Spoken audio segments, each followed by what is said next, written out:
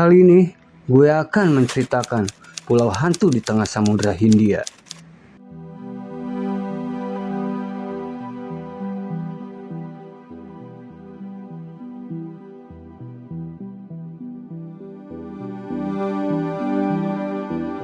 Terletak di Teluk Benggala, Kepulauan Andaman dan Nicobar, yang terletak di wilayah India, merupakan gugusan pulau tropis yang berjumlah 572 pulau dan hanya 38 diantaranya yang saat ini dihuni. Lebih dekat ke kawasan Asia Tenggara ketimbang India. Kepulauan ini dikenal memiliki pantai yang memukau, kehidupan laut yang menakjubkan, kekayaan terumbu karang, dan hutan primer nan luas yang perawan. Namun, di balik panorama indah itu ada masa lalu yang kelam.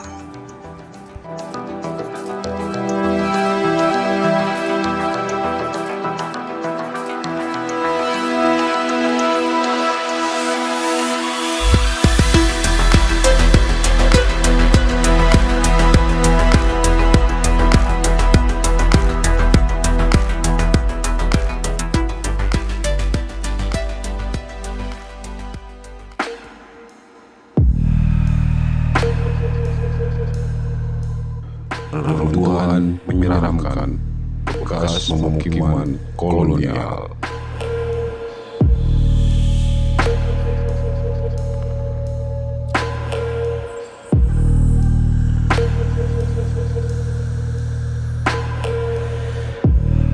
Salah satu pulau di Ross adalah pulau hantu yang sangat menarik, di mana sisa-sisa pemukiman Inggris abad ke-19 masih terserak.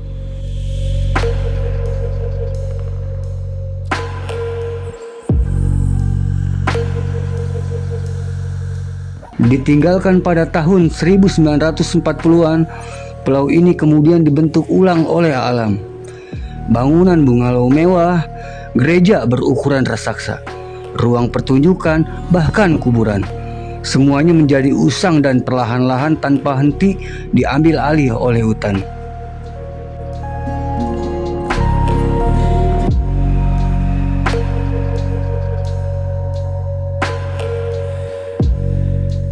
Koloni tahanan yang terisolasi.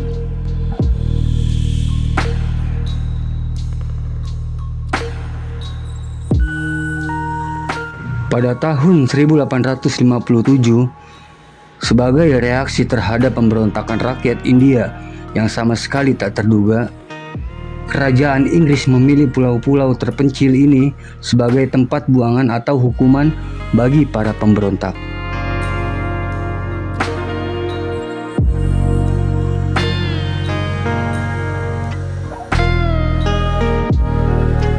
Ketika penjajah Inggris pertama kali tiba pada tahun 1858 dengan membawa 200 orang napi politik asal India, gugusan pulau ini masih berupa hutan belantara purba yang sulit ditembus.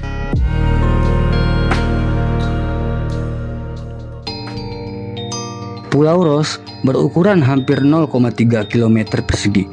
Pertama kali dipilih sebagai tempat hukuman bagi para narapidana karena alasan ketersediaan air yang dianggap cukup dan tugas maha berat dan mematikan untuk membabat hutan nan lebat jatuh pada narapidana. Sementara para perwira Inggris memilih tinggal di atas geladak kapal.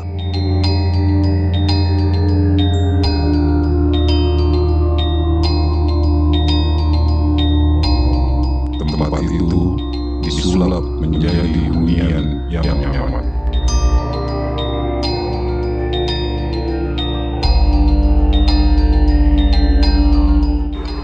Dan ketika jumlah tahanan terus bertambah, para narapidana kemudian dipindahkan ke penjara dan barak-barak di pulau terdekat. Pulau Ross lantas disulap sebagai kantor pusat administrasi serta lokasi hunian eksklusif bagi perwira tinggi beserta keluarganya.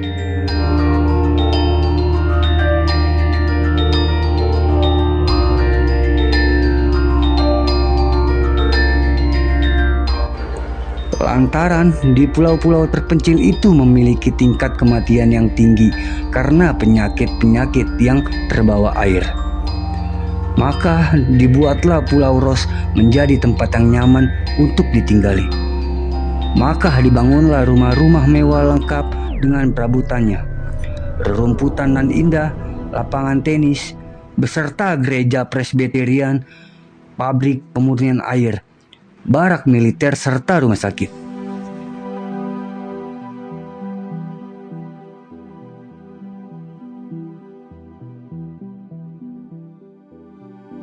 Mulai ditinggalkan dan dibiarkan merana pembangkit listrik yang digerakkan tenaga diesel membuat pulau kecil dan terpencil itu menyala.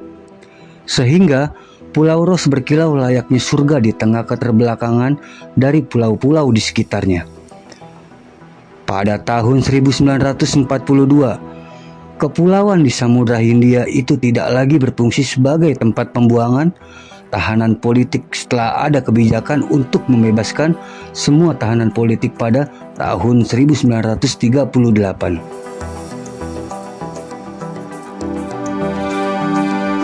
Dan kemudian pasukan Inggris yang ditempatkan di gugusan pulau itu angkat kaki karena tidak lama lagi bala tentara militer Jepang datang.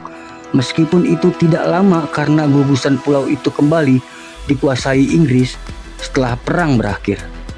Tak lama setelah itu, India memperoleh kemerdekaan pada tahun 1947 dan pulau itu dibiarkan merana hingga akhirnya Angkatan Laut India menguasainya pada tahun 1979.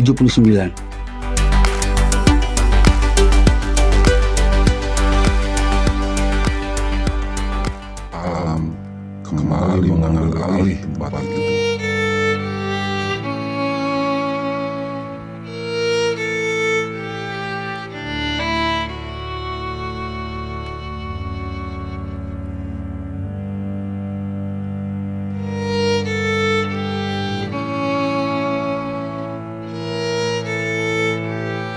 Reruntuhan bangunan di Pulau Ros yang dibiarkan merana dapat membiarkan sedikit gambaran tentang masa lalu kolonial yang menyedihkan dan brutal.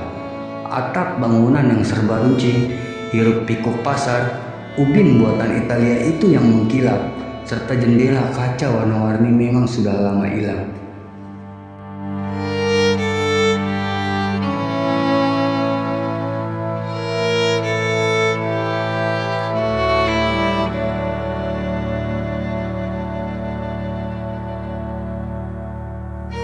Namun, tanpa predator alami, rusa tutul kemudian menjadi hama.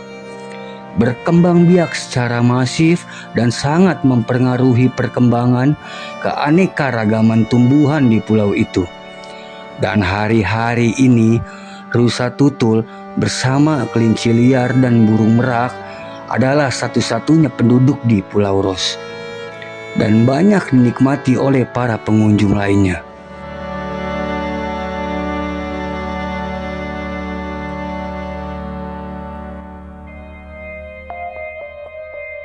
Keadaan tempat tersebut 8 dekade kemudian.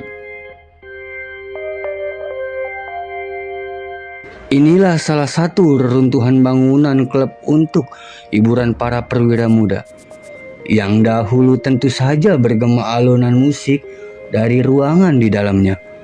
Kicauan burung kini merupakan satu-satunya sumber hiruk pikuk di ruangan klub yang terlantar dan rusak parah itu.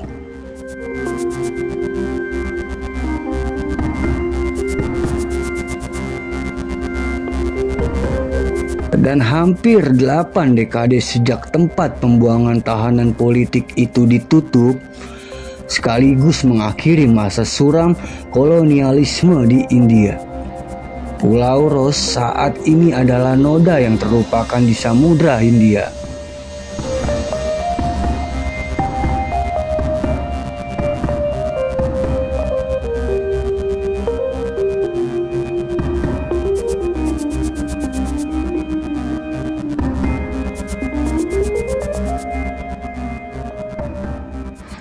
Pulau ini menawarkan secerca pandangan tentang bagaimana dunia kita terlihat saat ditinggalkan penghuninya puluhan tahun silam, dan alam kemudian mengambil alihnya tanpa bisa dielakkan.